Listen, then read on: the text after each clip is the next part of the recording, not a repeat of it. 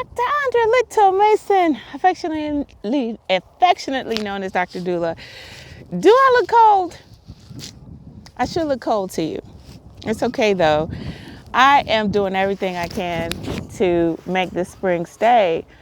It's a beautiful day though. It's not been gray or cloudy. And I was like, okay, I'm going for a walk. I was like, darn it, it's so cold. But I'm going to do it anyway. And I want to share a little bit more. I'm going to be honest, I forget where I ended up in my last video, but I'm just going to talk a little bit, and I hope that if anyone messes it up, you won't know because I'll just record it again in the house. But I was talking about my spiritual evolution and, my beginnings as a church girl.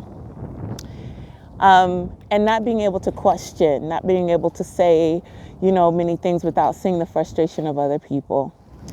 And deciding to shut that down and to leave that for just my academic exploration, which I did for many years. As I started exploring with my doctoral work,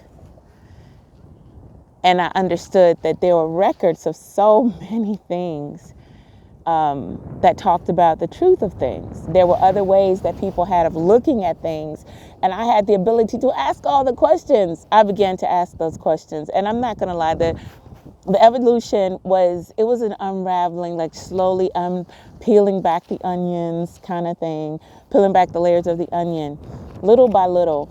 I will say this, I was very concerned as I started seeing aspects of what I had grown up believing just kind of fall away. Specifically, one of the things that I talk about in an ebook, if it's a free ebook on WeBuildLegacy.com, I talk about what's Black love got to do with it and how there were beginnings of things on the African continent. I know people that are, often upset about just the whole context of the Christianity and saying, oh, it's this, that, and the other. My personal experience was when I learned the history of things and understood that Christianity was not it wasn't a Western creation.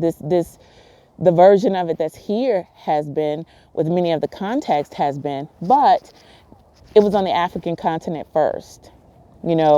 It was on the African continent. I even heard someone recently talk about, it wasn't a pleasant thing or whatever. Axum was, I think it's in Ethiopia, Axum was the first Christian state. And so what I recognize is that anything that's imposed on people is going to be uncomfortable. But how can I say it? I was like, wait a minute. So the things that we know didn't just originate, with Western culture. And that was a big deal for me to realize, wait a minute, I have another way of looking at the world. And I just started embarking on that.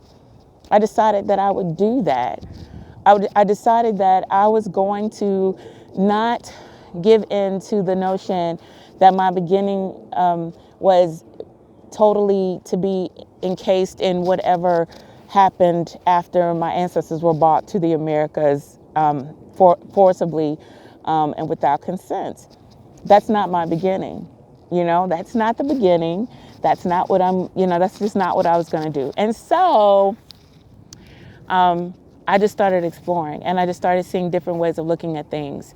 I saw that there were aspects of Christianity, because I definitely was like, yes, I want to hold on to this. But I also began to look for how other people were expressing things. I got involved in birth work, and I was, for the first time in my entire life, I was around individuals that did not believe religiously or spiritually the way that I did. It was just the best thing that could ever happen. So in a breastfeeding, class, not that I hadn't breastfed 4 times, but in a breastfeeding class, just for, as far as doing birth work, I asked a Muslim sister, she was talking about, Allah tells us to breastfeed for 2 years. I was like, what are you talking about? The Quran. The Quran tells us to breastfeed for 2 years. And I was like, what do you mean? And just to see how She went, I said, show me. And she pulled out her Quran and she showed me. And I was like, wow, that's absolutely amazing. So you mean that and I found, for example, talking with those sisters, that there were aspects of things that had to do with womanhood that, as much as I had learned that Islam, oh, it's so oppressive and all these other things, it just didn't, they felt liberated.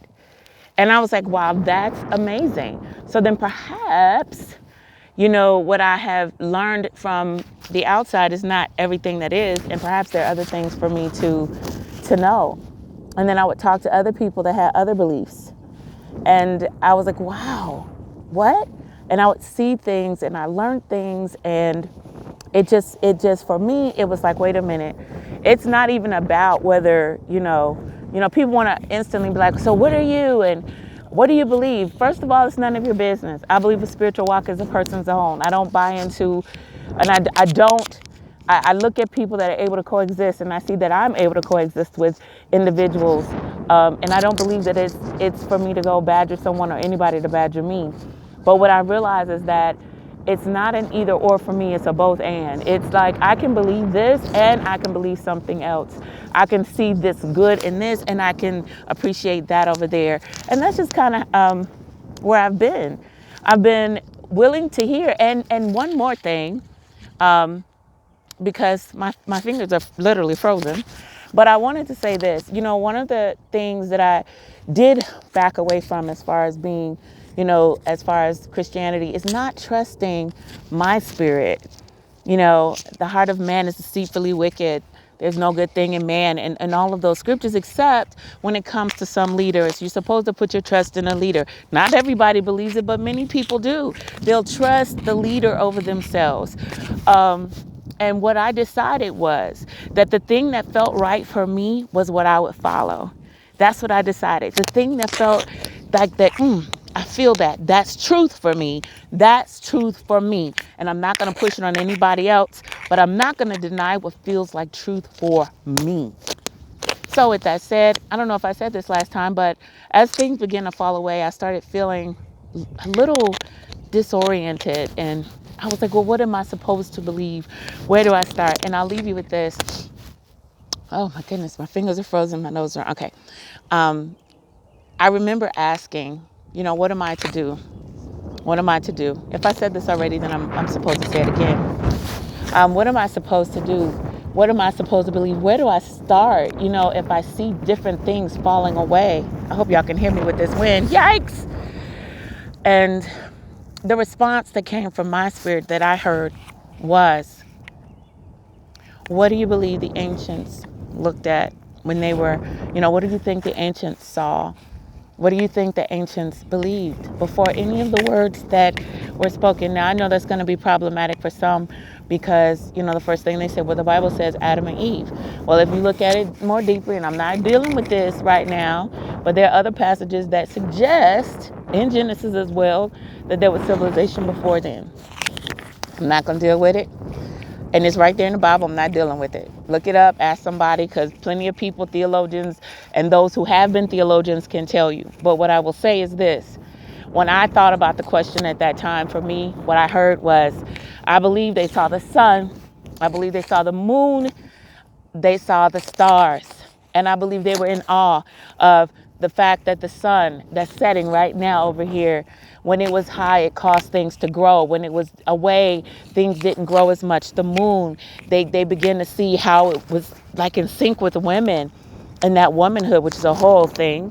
And I believe that they saw it. They saw the stars. They saw what they knew. They noticed some moving more than others. They saw the planets. And I believe that God spoke to them from the heavens. That's what I believe. And when I said that, I felt within myself, start right there. That's that I felt from my spirit say start right there. And what I can tell you is that there has been so much truth, things that have become truth for me that have come from me starting right there. And so I'm going to leave you with that so I can start feeling my fingers again. I started with trusting me again. No longer was I going to allow what someone else thought to supersede me. The Bible says, out of the mouth of 2 or 3 witnesses, let every word be established. But the word begins with me. So then I'm going to hear before you for me. That's how that's going to go. No one's going to come and tell me something that has not been told to me before. And I take it more than I would the word that comes to me. Because if you are looking at the Bible, you know, the veil of the temple was rent. We don't have to go to anybody anymore to commune with the Most High. So that's it. Mwah! Chilly cold. I love you guys. Thank you for being here with me. Thank you for watching. Yeah, more at another time. Bye.